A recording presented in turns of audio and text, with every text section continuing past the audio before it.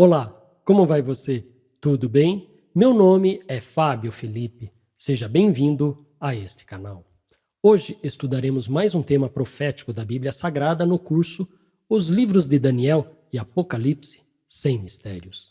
Se você nunca estudou estes livros porque imagina serem de difícil compreensão, não se preocupe, pois os temas serão abordados de maneira didática, tornando simples aquilo que parece ser complicado à primeira vista. Saiba que você pode ajudar este trabalho a crescer, se inscrevendo no canal, curtindo este vídeo e o compartilhando em suas redes sociais. O tema de hoje tem como título Guerra no Céu. Neste tema será estudado a origem do mal e como ele se propagou na Terra. Antes de iniciar este estudo, apenas duas recomendações. Se esta é a primeira lição que você está vendo, assista às lições anteriores desta série neste canal. Assim você conhecerá os outros assuntos que já foram tratados. E para esta lição, leia o capítulo 12 do livro do Apocalipse. Assim você estará informado do que será analisado neste vídeo.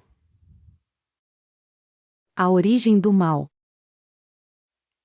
Na lição passada, estudamos a conclusão da última visão que Daniel recebeu, trazendo para a nossa realidade que as nações que hoje conhecemos estão se preparando para um terrível conflito militar que precederá a volta de Jesus nas nuvens dos céus. Embora esta lição tenha sido impactante, há no livro do Apocalipse muito mais por ser revelado sobre os eventos finais nos capítulos de 7 a 22. É importante mencionar que as profecias do livro do Apocalipse não seguem a rigor uma sequência de acontecimentos nos assuntos tratados. Antes, o conceito de repetição que se amplia é o mais trabalhado, com idas e voltas que completam este quebra-cabeça do grande conflito. Como exemplo desse conceito, hoje iremos tratar de um assunto que poderia estar nas primeiras páginas do livro de Gênesis. No entanto, Deus preferiu apresentá-lo de maneira gradativa nos livros da Bíblia, sendo a maior revelação no livro do Apocalipse. Este assunto é a origem do mal. Muitas religiões ensinam que para existir o bem, é necessário existir o mal, certo? Será que a Bíblia apoia este conceito? Será que em algum momento Deus planejou o mal? Se não foi Deus quem planejou o mal, quem foi então? Como tudo isso começou? A origem do mal não é apresentada nas Escrituras em uma ordem cronológica dos livros escritos. Neste estudo, os textos serão apresentados de modo a facilitar a compreensão desse intrigante tema, segundo o que foi revelado pelos autores do livro sagrado. Guerra no céu. Como tudo que hoje existe teve um princípio, vamos primeiramente entender a origem do nosso universo. Veja como este assunto foi apresentado no livro de Gênesis. No princípio, Deus criou os céus e a terra. A terra era sem forma e vazia, havia trevas sobre a face do abismo, e o Espírito de Deus se movia sobre as águas. Gênesis tem início com Deus criando os céus e a terra. A palavra que foi traduzida como céus no texto hebraico tem um significado mais amplo, como, por exemplo, universo visível, moradas das estrelas e até mesmo morada de Deus. Portanto, se conclui que no princípio Deus criou o universo e, fazendo parte dele, a terra. Um detalhe importante: nas Escrituras não foi revelado quanto tempo depois, após a criação do universo, Deus criou a vida na terra. Ainda que a Bíblia dê destaque à criação da vida na terra, é certo que haviam outros seres criados que contemplaram esse momento. Veja. Onde você estava quando eu lancei os fundamentos da terra? Responda, se você tem entendimento. Quando as estrelas da alva, juntas, alegremente cantavam, e todos os filhos de Deus gritavam de alegria. Além de Deus ter criado o universo, seres angelicais e a vida na terra, a Bíblia revela que houve um ser criado no céu que se rebelou contra ele. Veja. Você estava no Éden, jardim de Deus, e se cobria de todas as pedras preciosas. Os seus engastes e ornamentos eram feitos de ouro e foram preparados no dia em que você foi criado. Você era um querubim da guarda, que foi ungido. Eu o estabeleci. Você permanecia no Monte Santo de Deus e andava no meio das pedras brilhantes. Você era perfeito nos seus caminhos, desde o dia em que foi criado até que se achou iniquidade em você. Em uma definição simples, o querubim da guarda é um ser angelical a serviço de Deus. Note que o verso 15 destacou que este anjo era um ser perfeito quando foi criado, sem malignidade e sem pecado. No entanto, foi revelado ser achada iniquidade nele. Veja como isso aconteceu. Você ficou orgulhoso por causa da sua formosura, corrompeu a sua sabedoria por causa do seu resplendor. Por isso, eu o lancei por terra, eu o coloquei diante dos reis, para que o contemplem. Note ainda até que ponto a iniquidade deste querubim o levou à rebelião. Veja com quem ele quis se assemelhar. Veja como você caiu do céu, ó estrela da manhã, filho da alva. Veja como você foi lançado por terra, você que debilitava as nações. Você pensava assim: subirei ao céu, exaltarei o meu trono acima das estrelas e me assentarei no monte da congregação, nas extremidades do norte. Subirei acima das mais altas nuvens e serei semelhante ao Altíssimo. A Bíblia ensina que o homem foi criado à semelhança divina. No entanto, a semelhança que este anjo ambicionava era ser em poder semelhante a Deus. Observe o que Jesus revelou a esse respeito. Vocês são do diabo, que é o pai de vocês, e querem satisfazer os desejos dele. Ele foi assassino desde o princípio e jamais se firmou na verdade, porque nele não há verdade. Quando ele profere mentira, fala do que lhe é próprio, porque é mentiroso e pai da mentira. Note que Jesus foi direto ao ponto. Este anjo foi criado livre para se firmar na verdade. No entanto, a sua opção desde o princípio foi ser um homicida. Na lição passada, vimos que uma das bases do governo divino é a verdade. Ainda que este anjo tenha sido criado por Deus, ele decidiu se opor ao seu Criador, sendo por isso considerado o pai da mentira. Agora, que consequências um ser criado perfeito pode causar se desviando da verdade? Veja o que o livro do Apocalipse tem a nos revelar sobre este assunto. Viu-se, também, outro sinal no céu, e eis um dragão, grande, vermelho, com 7 cabeças e 10 chifres, e nas cabeças, 7 diademas. A sua cauda arrastou a terça parte das estrelas do céu, as quais lançou para a terra.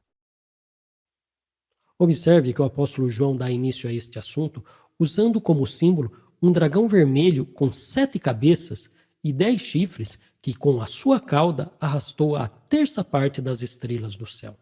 Veja a quem foi aplicado o símbolo do dragão e com quem ele lutou. Então estourou a guerra no céu. Miguel e os seus anjos lutaram contra o dragão. Também o dragão e os seus anjos lutaram, mas não conseguiram sair vitoriosos e não havia mais lugar para eles no céu. E foi expulso o grande dragão, a antiga serpente, que se chama Diabo e Satanás, o sedutor de todo o mundo. Ele foi atirado para a terra, e com ele, os seus anjos. Na lição número 12, foi visto que Miguel é o nome de Jesus quando esteve em batalha no céu contra o dragão, Satanás e seus anjos. Note que com sua cauda o dragão arrastou para o seu lado a terça parte das estrelas do céu. Em Isaías capítulo 9, verso 15, temos o significado de cauda. O profeta que ensina a mentira é a cauda. Já a terça parte das estrelas do céu, neste caso, simboliza os anjos que no céu aderiram à sua tentativa de subverter o governo divino. Portanto, por meio da mentira, Satanás, o querubim da guarda, trouxe para si a terça parte dos anjos.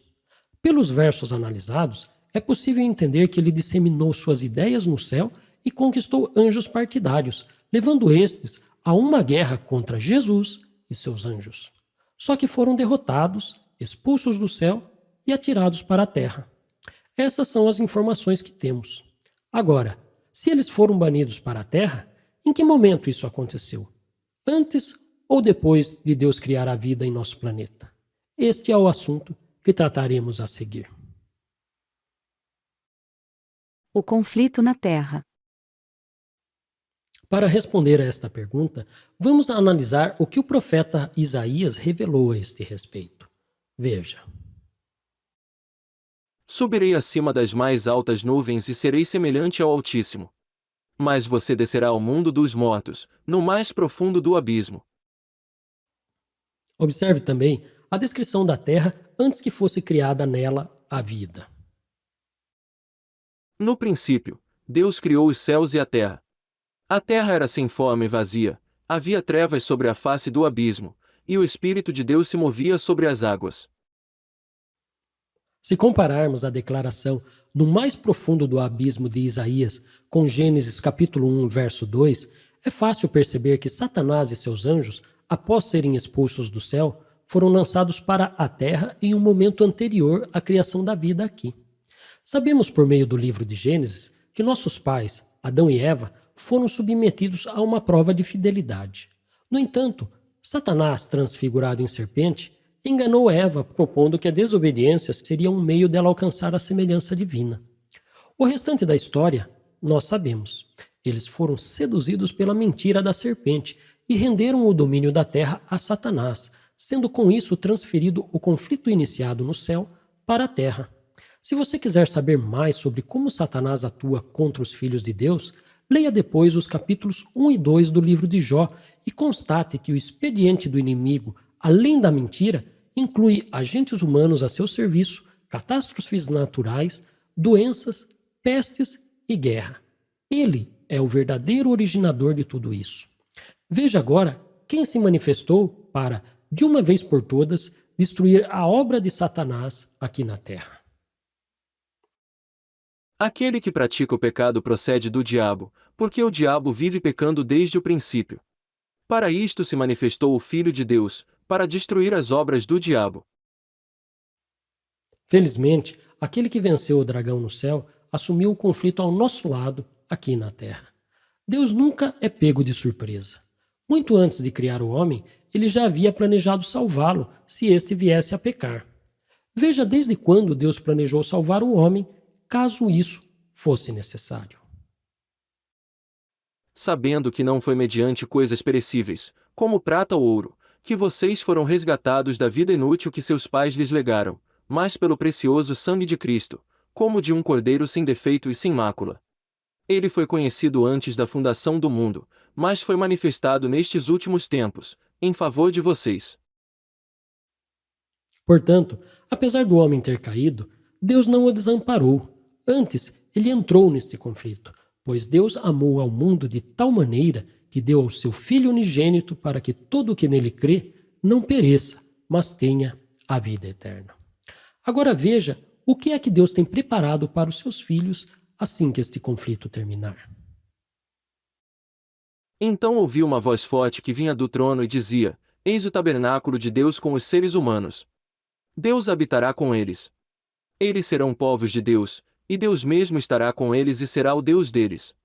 E lhes enxugará dos olhos toda lágrima. E já não existirá mais morte, já não haverá luto, nem pranto, nem dor, porque as primeiras coisas passaram. Este sim é o plano original de Deus para a humanidade, que ela viva feliz e para sempre. Bem diferente de tudo que vemos ao nosso redor. Você não acha? Conclusão. Então, você conseguiu perceber que Satanás não é um personagem folclórico ou fictício? Ele é real. Ele provocou uma guerra no céu. Foi banido, mas ainda se esforça em fundar o seu reino aqui na terra. No entanto, ele sabe que pouco tempo lhe resta e que em breve ele será destruído. Somente a palavra de Deus revela esta face do conflito, sendo Satanás o originador de todo o sofrimento neste mundo. Felizmente, Deus tomou todas as providências para que fôssemos salvos. O motivo de Jesus vir a essa terra e vencê-lo por meio de sua morte na cruz consiste no golpe que condenou definitivamente este querubim da guarda diante dos seres celestiais. E você? De que lado pretende ficar nesse conflito? Do lado de Satanás e seus anjos ou do lado de Cristo e seus anjos? Que Deus o abençoe em sua decisão. Finalmente, observe que estudamos o conflito entre Cristo e Satanás que teve início no céu, trazendo para a nossa realidade que este conflito passou para a terra e que cada um de nós deverá decidir de que lado ficará nesta batalha. Se você tiver alguma dúvida sobre este assunto, escreva nos comentários. Será um prazer ajudá-lo na compreensão destes temas que valem a vida eterna. E na próxima lição, estudaremos um outro aspecto do simbolismo do dragão de 7 cabeças, no livro do Apocalipse. Por hoje, ficamos por aqui. Se gostou do assunto, compartilhe com seus amigos. É importante que eles também conheçam o que você acabou de saber. E não se esqueça, certamente o Senhor Deus não fará coisa alguma sem primeiro revelar o seu segredo aos seus servos, os profetas. Que Deus o abençoe e até a próxima.